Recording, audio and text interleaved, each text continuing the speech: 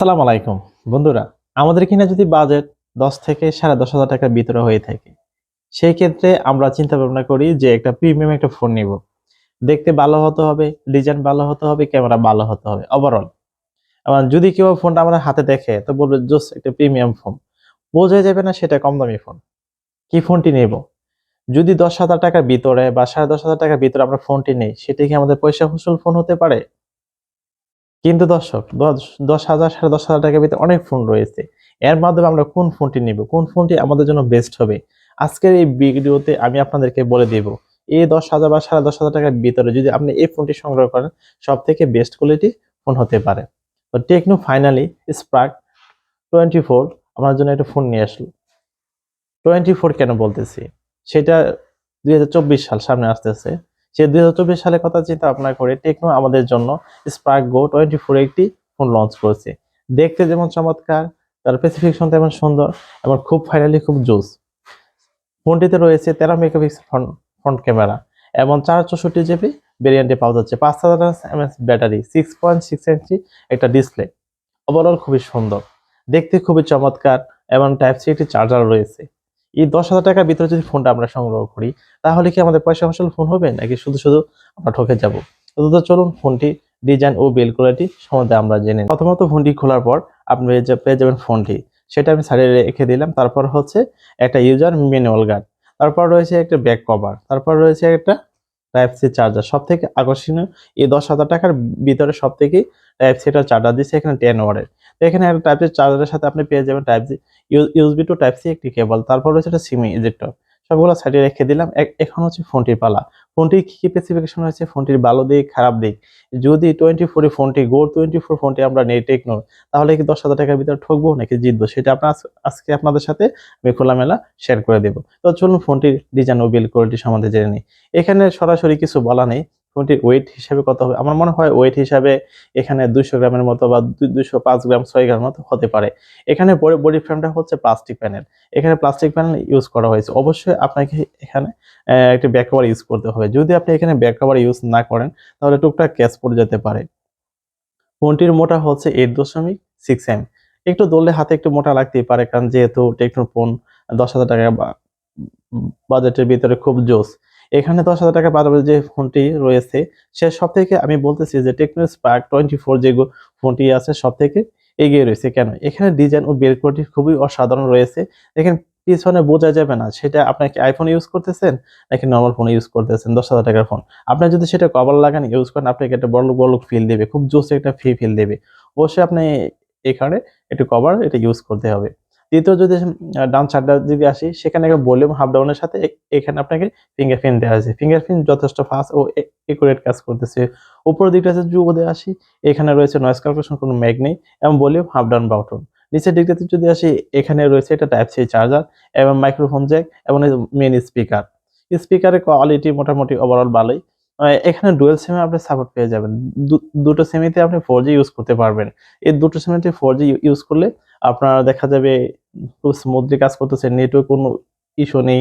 আপনি যদি কথাবার্তা বলতে চান, সেক্ষেত্রে আপনার দেখা যাবে আপনি ওভারঅল টুকটাক কথাবার্তা বলতে পারেন। আমি এমন ধরনের কোনো নেটওয়ার্ক ইস্যু জনিত কোনো প্রবলেম পাইনি। এখানে দেখেন মূল আকর্ষণ হচ্ছে এখানে 90 হার্টজ রিফ্রেশ রেট রয়েছে। IPS display. এখন যদি ডিসপ্লের দিক দিয়ে আসি, এখানে 90 হার্টজ রিফ্রেশ রেট রয়েছে। এই 90 হার্টজ রিফ্রেশ রেট 10,000 টাকার বাজেটের ভিতরে বেস্ট। কেন বলতেছি? দেখেন ডিসপ্লের দিক দিয়ে যদি আমরা চিন্তা ভাবনা করি, সেক্ষেত্রে আমাদের 10,000 টাকা বাজেট চিন্তা ভাবনা করতে হবে। সবথেকে ফোনটি এগিয়ে রয়েছে।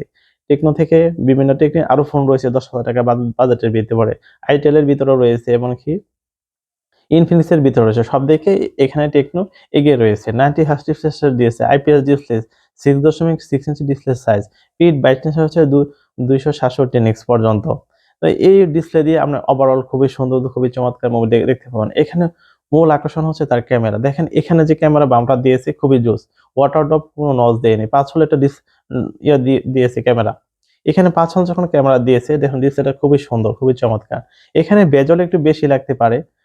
যেহেতু আমাদের বাজেট 10,000 টাকার ভিতরে, দেখা যাচ্ছে এখন 30,000 40,000 টাকার ভিতরে ফোনগুলো তো একটু বেজল বেশি থাকে। এখানে যদি ইনফিনিক্স একটু বেজল কম দিত, নিচের দিকে একটু কম দিত, ডিসপ্লে সাইজটা একটু বড় দেখাতো, স্লিম দেখাতো, তাহলে কি হতো, এখানে জোস হতো। ডিসপ্লে নিয়ে কোনো অভিযোগ নেই। এখানে আমরা 90 হার্টজ এই রিফ্রেশ রেটে কাজ চলতেছে, 60 হার্টজও চলতেছে, সবকিছু ওভারঅল আপনি করে নিতে পারবেন। কিন্তু 10,000 টাকার ভিতরে এই ফোনটি আমার কাছে বেস্ট লেগেছে। এখানে অ্যান্ড্রয়েড ভার্সন হিসেবে 13 ইউজ করা হয়েছে। যে প্রসেসর, যে পুরোনো প্রসেসর 10,000 টাকার ভিতরে আশেপাশে, সেখানে হচ্ছে 12 ন্যানোমিটারের প্রসেসর T606 একটা প্রসেসর ইউজ করা হয়েছে। এখানে 464 জিবি বাংলাদেশ ভেরিয়েন্টে বর্তমানে পাওয়া যাচ্ছে।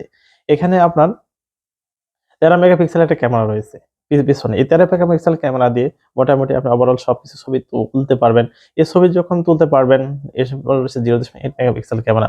যদি সঠিক আলো পায়, সঠিক ক্যাটাগরি থাকেন, আপনার ছবি খুবই স্মুথ আসবে। এই 10,000 টাকার ভিতরে আহামরি যে ডিএসএলআর মতো হবে, ফ্ল্যাগশিপ ফোনের মতো হবে, তেমন না। সবকিছু ওভারঅল এখানে ক্যামেরা হিসেবে ঠিক আছে। ক্যামেরায় কিছু ছবি ও আমি ভিডিও দিয়ে দিলাম। খুবই আলো দিতেছে, আবার আলো না থাকলে একটু ডেন করতেছে, এটা কোনো সমস্যা নেই। ক্যামেরাটাও যদি এখানে ইনফিনিক্স বা টেকনো বা আইটেল একটু ক্যামেরাটা উন্নত করতো তাহলে ভালো হতো। সামনে দিয়েছে একটা 8 মেগাপিক্সেল ক্যামেরা ফ্রন্টে।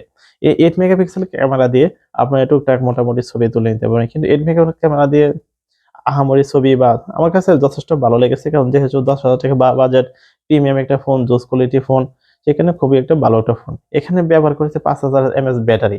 এই 5000 এমএএইচ ব্যাটারি দিয়ে আপনার টুকটাক যদি গেম-টেম করেন বা মুভি-টুভি দেখেন, আপনি ৮ থেকে ৯ ঘন্টার মতো ব্যাকআপ পেয়ে যেতে পারেন। এবং 10 ওয়াটের একটা ফাস্ট চার্জিং রয়েছে। এই 10 ওয়াটের একটা ফাস্ট চার্জিং দিয়ে আপনি ২.৫ ঘন্টা বা ৩ ঘন্টা লাগতে পারে আপনি ফোনটি চার্জ করতে। সেক্ষেত্রে ফোনটি ওভারঅল ভালো ব্যাটারি ব্যাকআপ বা ব্যাটারি কিছু যে অ্যাপসগুলি ব্যবহার করা হয়েছে, সেই অ্যাপসের কারণে একটু ব্যাটারি ড্রেন করতে পারে।